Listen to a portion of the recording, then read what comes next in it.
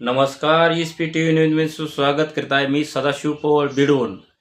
हे पहा, नगरपालिकाचे कुठल्याही ठिकाणी गेलं गल्ली बोळीने तर मरणाची घाण आणि घाण पडल्यानंतर कसल्या प्रकारची स्वच्छता नाही आणि कसल्या प्रकारचं नगरपालिकाचं कसलं बी लक्ष नाही. सगळे नगरपालिकाचे रस्ते सगळे ब्लॉक झालेले आहेत.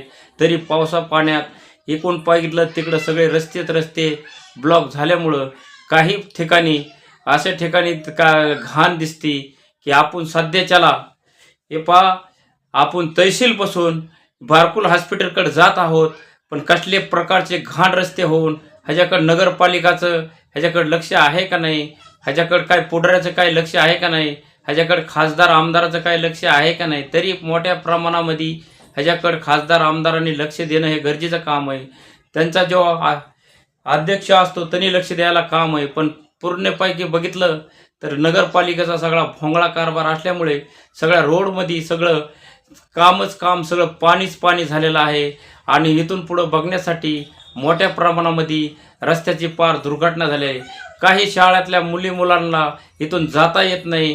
कितीतरी मुलं गाडी पडून अवैध परिस्थितीमध्ये झालेले आहेत. तरी ह्याच्याकडं नगरपालिकाचं कसल्या प्रकारचं लक्ष नाही.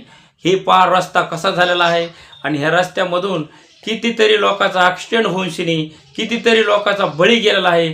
तरी ह्याला नगरपालिकाला काही ह्याचं काही वाटतंय का नाही, असं नगरपालिकाला ह्याच्यावर काही वाटतंय का नाही. नगरपालिकाकडे लक्ष देणं याचं काम आहे रस्त्याकडं. हे पहा, तहसीलपासून जाणारा रस्ता मधून तर आपल्या शाहूनगरकडे जाणारा DP रोडकडं इतका घाण रस्ता झालेला आहे. तिथं माणसाला चालता येत नाही. कितीतरी हप्त्यातून एकदा दोनदा ॲक्सिडेंट होतात. तरी ह्याच्याकडे कोणाचं लक्ष नाही. कसल्या प्रकारची घाण इथं ब्लॉक सगळ्या नाल्या झालेल्या आहेत.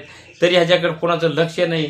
तुमच्या नगरपालिकाच्या रोडने इकडं तिकडं बघितलं तर घाणच घाण दिसत आहे.